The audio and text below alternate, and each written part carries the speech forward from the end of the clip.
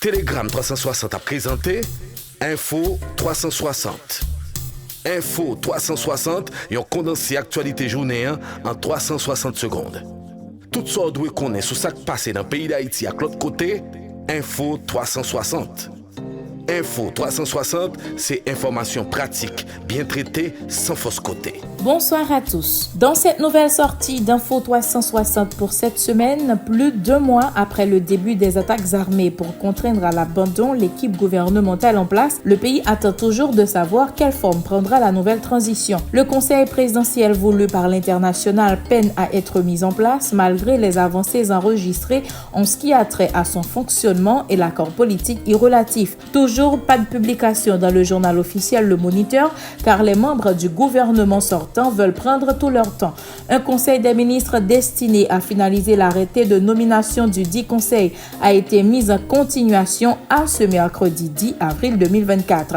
Dans la foulée, plusieurs secteurs continuent de brandir le caractère illégal et inconstitutionnel de la formation d'une telle structure pour présider aux destinées de la nation. Autre dossier, l'Angleterre promet de contribuer à hauteur de 5 millions de livres sterling, soit l'équivalent de 7 millions de dollars américains, à un fonds de soutien à Haïti. C'est ce qu'a confirmé hier mardi 9 avril 2024 le ministre britannique des Affaires étrangères en marge d'un tête-à-tête avec le secrétaire d'État américain Anthony Blinken, sans toutefois préciser si cette contribution ira au financement de la mission multinationale de soutien à la sécurité. La MMSS tarde à être déployée en dépit des annonces répétitives des États-Unis. Le Congrès, particulièrement la Chambre des représentants, dominée par les républicains, rechigne à approuver le déblocage du financement requis par l'administration Biden afin de faciliter le déploiement des premiers contingents sur le terrain. Le conseiller spécial du président américain pour la sécurité nationale, Jack Sullivan, a affirmé mardi que la Maison-Blanche mise beaucoup sur la bienveillance du Congrès pour l'octroi des fonds sollicités dans les plus brefs délais. Sollicités de part et d'autre à travers la région métropolitaine de Port-au-Prince en proie à la violence des gangs, la police nationale d'Haïti se démène à limiter les dégâts. Les derniers affrontements dans l'aire du Champ de Mars mettant aux prises les agents de l'ordre et les malfrats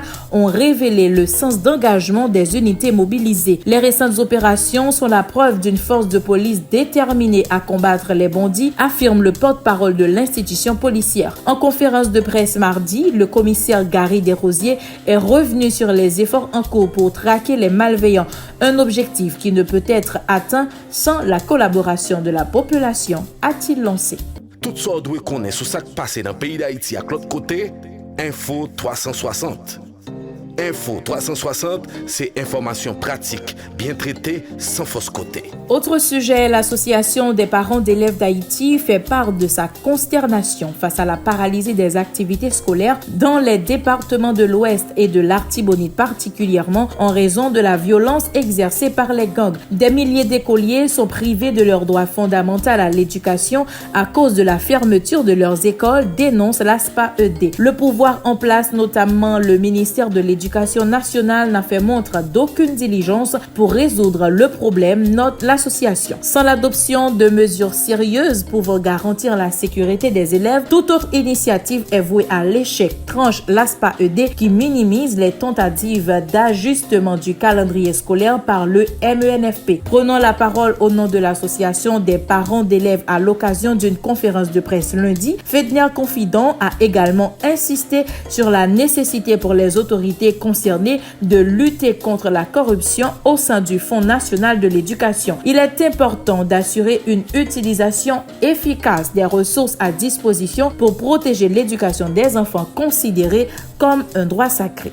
Info 360. Et sur le plan international, 5 des principales chaînes de télévision américaines se sont regroupées pour rédiger une lettre exhortant le président Joe Biden et l'ancien président Donald Trump à s'engager à participer au débat télévisé avant les élections de 2024. Selon une ébauche de la lettre, NBC, CBS, ABC, Fox News et CNN ont pressé les candidats présumés à s'engager publiquement à débattre pour partager leur vision de l'avenir de notre nation. Biden ne s'est pas pas publiquement engagé en ce sens, même s'il ne l'a pas exclu. Cela dépend de son comportement, a déclaré le démocrate en mars dernier. Trump, pour sa part, a déclaré qu'il débattrait à tout moment, n'importe où et n'importe quand. Cependant, le candidat présumé du Parti républicain à la présidence a fait ses preuves plus d'une fois en violant de manière flagrante les règles du débat, en lançant des insultes à ses adversaires et en faisant de fausses déclarations. Et pour finir, en football, le FC Barcelone se met en situation favorable pour sa qualification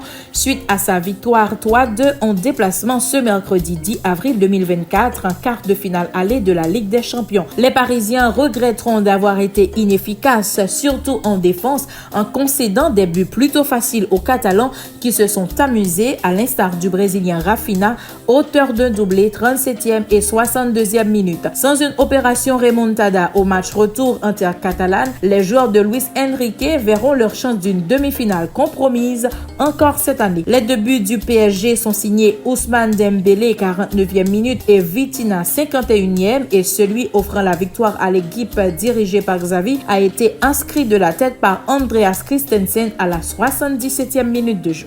Info 360, c'est information pratique, bien traitée, sans fausse côté. Ici s'achève la 3e sortie d'Info 360 pour cette semaine. Merci de l'avoir suivi. Au revoir et à demain. Info 360, une présentation Telegram 360.